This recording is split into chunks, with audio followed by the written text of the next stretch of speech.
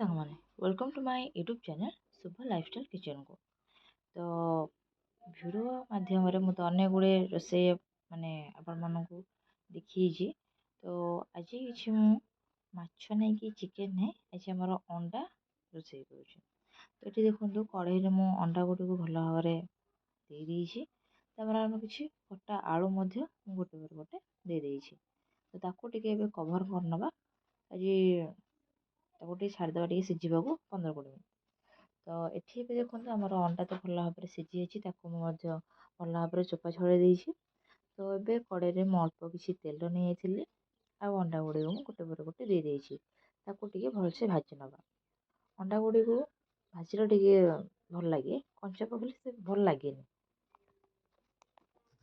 ତ ଆପଣମାନେ ଏବେ ଦେଖିପାରୁଥିବେ ଅଣ୍ଡା ଗୁଡ଼ିକୁ ମୁଁ ଟିକେ ଭଲ ଭାବରେ ଭାଜି ନେଉଛି।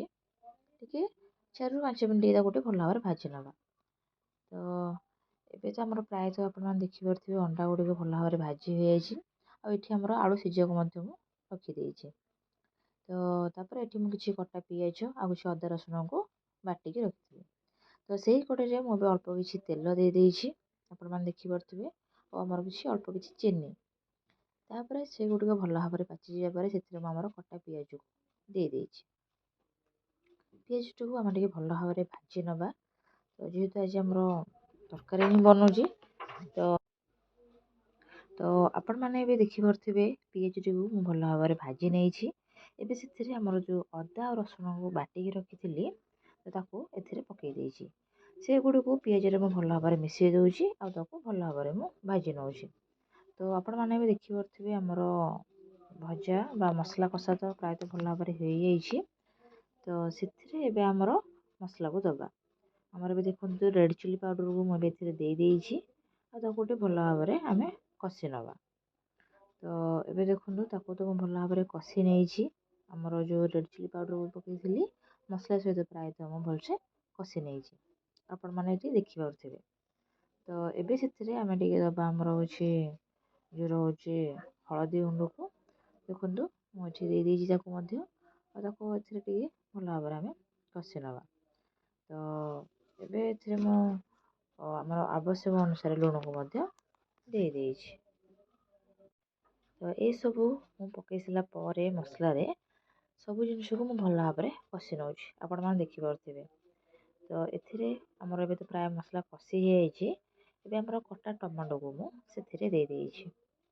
ତ ଯେହେତୁ ଆମର ସବୁ ମସଲା ପଡ଼ିଯାଇଛି, ତ ଆମେ ଟିକେ ଯେହେତୁ ଚୁଲିରେ ରୋଷେଇ କରୁଛି ଟିକେ କମ୍ ଜାଳରେ ହିଁ କରିବା, ନହେଲେ ଆମର ପୋଡ଼ିଯିବ। ତ ଏବେ ସେଥିରେ ମୁଁ ଆମର ଚିକେନ୍ ମସଲାକୁ ଦେଇଦେଇଛି। ତ ଏବେ ଦେଖନ୍ତୁ ସେଇ ସବୁକୁ ମୁଁ ଭଲ ଭାବରେ କଷି ନେଉଛି, ଆପଣମାନେ ଏବେ ଦେଖିପାରୁଥିବେ। ଟମାଟୋ ଯେହେତୁ ପଡ଼ିଲା ତାକୁ ଟିକେ 3-4 ମିନିଟ୍ ଭଲସେ କଷି ନେବା। ତେବେ ଦେଖନ୍ତୁ ପ୍ରାୟତଃ ଆମର ମସଲା ଭଲ ଭାବରେ କଷି ହୋଇଯାଇଛି। ତ ସେଥିରେ ମୁଁ ଏବେ ଆମର ସିଝା ଆଳୁକୁ ଦେଇଦେଇଛି। ସିଝା ଆଳୁକୁ ଆଉ ମସଲା ସହିତ ଭଲ ଭାବରେ ପ୍ରାୟତଃ କଷି ନେଉଛି। ଦେଖନ୍ତୁ ଆମର ଭଲ ଭାବରେ ତ ମସଲା ଗୁଡ଼ିକ କଷି ହେବାରେ ଲାଗିଛି। ତ ଏଠି ତାପରେ ଯଦି ଆମର କିଛି ଶୁଖୁଆକୁ ସଫା କରିକି ଆଣିଦେଇଛି, ସେଥିରେ ଆମର ଲଙ୍କାଗୁଣ୍ଡ ହଳଦୀ ଗୁଣ୍ଡକୁ ପକାଇକି ଭଲ ଭାବରେ ଗୋଳେଇବାରେ ଲାଗିଛି। ଆଜି ଅଣ୍ଡା ତରକାରୀ ସହିତ ଶୁଖୁଆ ଭଜା ମଧ୍ୟ ହେବ।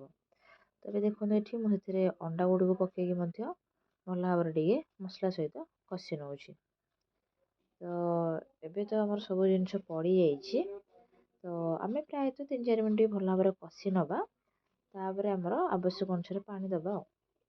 ତ ଏବେ ତ ଏଠି ଆମର 70% ଭଲ ଭାବରେ କଷି ହୋଇଯାଇଛି। ତ ଆଉ 2-3 ମିନିଟ୍ ଭଲ ଭାବରେ କଷି ଦେଇକି ଆମର ଆବଶ୍ୟକ ଅନୁସାରେ ତାକୁ ଏବେ ପାଣି ଦେଇଦେଇଛୁ। ପାଣି ଦେଇକି ତାକୁ ଆମେ ଟିକେ କଭର୍ କରିଦେଇଥିଲେ। ତ ଏବେ ଦେଖନ୍ତୁ ଆମର ପ୍ରାୟତଃ ପୁରା ରେଡ଼ି ହୋଇଯାଇଛି। ତ ଏବେ ମୁଁ ତାକୁ ଅଲଗା ଗୋଟେ ପାତ୍ରକୁ କାଢ଼ି ନେଇଛି। ଏବେ ଆମର ପୁରା ରେଡ଼ି ହୋଇଗଲା ଗରମ ଗରମ ଅଣ୍ଡା ଆଉ ଆଳୁର ତରକାରୀ। ତ ଏବେ ସେ କଢ଼େଇରେ ମୁଁ ଅଳ୍ପ କିଛି ତେଲ ନେଇଛି, ଆଉ ଆମର ଯେଉଁ ଶୁଖୁଆ ଗୁଡ଼ିକୁ ଭଲ ଭାବରେ ଗୋଳେଇକି ରଖିଥିଲେ ତାକୁ ଗୋଟେ ପରେ ଗୋଟେ ଦେଇଦେଇଛି। ତ ଏବେ ଦେଖନ୍ତୁ ଆମର ଶୁଖୁଆ ଗୁଡ଼ିକୁ ଭଲ ଭାବରେ ଦେଇଦେଇଛି। ତ ଆଜି ଇଚ୍ଛା ଥିଲା କଣ୍ଢେଇରେ, ଆଜି ଇଚ୍ଛା ଥିଲା ଶୁଖୁଆ ଖାଇବାକୁ। ତ ସେଥିପାଇଁ ଶୁଖୁଆ ଭଜା ହିଁ ହେଲା ଆଉ। ତ ଏବେ ଶୁଖୁଆ ଗୁଡ଼ିକୁ ଟିକେ ଏପଟ ସେପଟ ଯଦି କରି ନେଉଛି, କାହିଁକିନା ଗୋଟେ ପଟ ଶୁଖୁଆ ପ୍ରାୟତଃ କୁକ୍ ହେଇଗଲାଣି। ତ ଏବେ ଦେଖନ୍ତୁ ଶୁଖୁଆ ଗୁଡ଼ିକୁ ସେ ଭଲ ଭାବରେ ଟିକେ ଏପଟ ସେପଟ କରି ନେଉଛି। ତ ଏବେ ଦେଖନ୍ତୁ ଆମର ଶୁଖୁଆ ଭଜା ପୁରା ରେଡ଼ି ହେଇଗଲାଣି। ତ ଆଜି ଖାଇବାରେ ଥିଲା ଆମର ଶୁଖୁଆ ଭଜା, ପିଆଜ, କାକୁଡ଼ି, ଆମର କଣ ରହୁଛି କଲରା ଭଜା।